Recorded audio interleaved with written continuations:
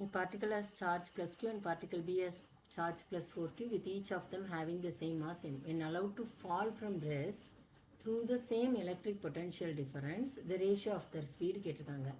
நமக்கு வந்து whenever a particle enters into electric potential, அதாவது potential fieldல வரும்பொழுது நமக்கு வந்து kinetic energy தெரியணும். ஆனால் அதே மீறி என்னது work done theorem, work energy theorem என்னது change in kinetic energy is equal to work done. கரெக்டா?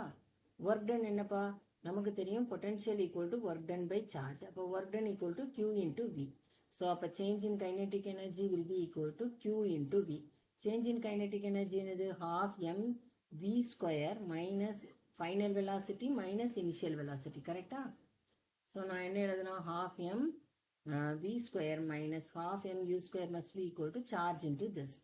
இப்போ first particle என்ன charge? particle Aக்கு நான் எழுதினேன்னா first வந்து half m VA square minus U வந்து என்னப்பா 0. Initially it is at rest. So அதனால அதுக்கு straight 0 போட்டுட்டு charge வந்து என்னது plus Q and the potential V ன்னு எடுத்துக்கிறேன் நான். சரியா? அப்ப வந்து half m VA square வந்து என்னது எனக்கு Q into capital V. இது equation 1. So நான் வந்து இப்ப particle Bக்கு போனேன்னா அதுவும் initial என்ன இருக்கு 0ல இருக்கு.